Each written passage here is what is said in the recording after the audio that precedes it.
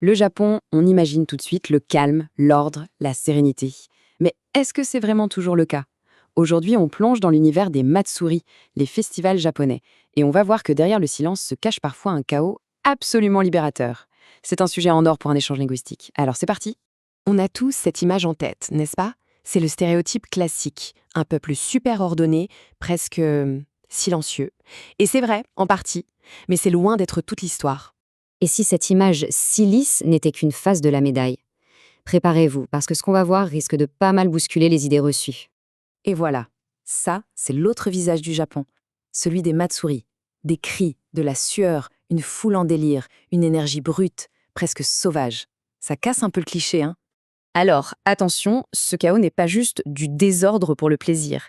C'est en fait un moment sacré, un jour de libération qu'on appelle hare.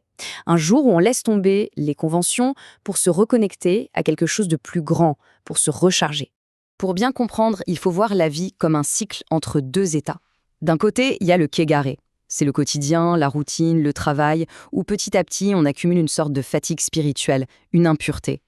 Et de l'autre, il y a le hare, le jour du festival. Et c'est justement cette énergie folle, ce chaos, qui permet de se nettoyer de tout le kegare accumulé. C'est une purification par l'exubérance. Bon, maintenant qu'on a la base, on va décortiquer tout ça. Parce que derrière ces images assez folles, il y a des rituels avec des significations très profondes. C'est parti pour le décodage. C'est sans doute l'image la plus connue des Matsuri. Des centaines de personnes qui portent sur leurs épaules une structure dorée énorme, tout en criant à l'unisson. Mais à quoi ça rime, au juste? Ça, c'est un mikoshi. Et la meilleure analogie, c'est de le voir comme le taxi privé d'un dieu. Une fois par an, la divinité du sanctuaire local sort de chez elle pour faire un tour du quartier, pour voir ses fidèles et répandre ses bénédictions. C'est sa grande sortie annuelle. D'accord, donc on promène le dieu. Mais là où ça devient étrange pour nous, c'est qu'ils ne font pas que le porter, ils le secouent, le balancent dans tous les sens. On se dit que le pauvre dieu doit avoir un sacré mal de mer là-dedans.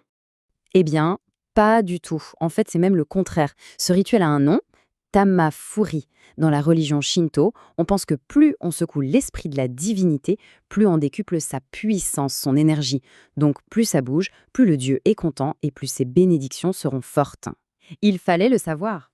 Allez, on continue avec une autre coutume qui peut surprendre, le Hadaka Matsuri, le festival nu. On parle de milliers d'hommes juste vêtus d'un pagne, souvent en plein cœur de l'hiver. C'est une image marquante. En réalité, c'est un acte de prière d'une grande pureté. L'idée, c'est de se présenter devant les divinités dans son état le plus simple, tel que né, sans aucun artifice. C'est une façon de se débarrasser symboliquement de toutes les impuretés, de tout le kegare de l'année. C'est un grand nettoyage spirituel. Ah, les feux d'artifice des étés japonais, un grand classique. On pourrait croire que c'est juste pour faire la fête, pour le spectacle. Mais comme souvent au Japon, il y a une signification plus profonde. Le mot japonais hanabi veut dire fleur de feu. Et souvent, ces feux d'artifice sont tirés en hommage aux esprits des ancêtres. C'est une sorte de requiem. Leur beauté, qui éclate et disparaît en un instant, est la parfaite illustration du monono aware, ce sentiment si japonais de la beauté poignante des choses éphémères. Ok, on a parlé de spiritualité, mais il y a une autre dimension qui est absolument cruciale. Le matsuri, c'est le ciment de la communauté locale. Et ça, c'est un point fondamental. Il ne faut pas imaginer une grosse entreprise qui organise tout ça. Non, non. Tout est géré par les habitants eux-mêmes, à travers leur association de quartier, la Shonaikai.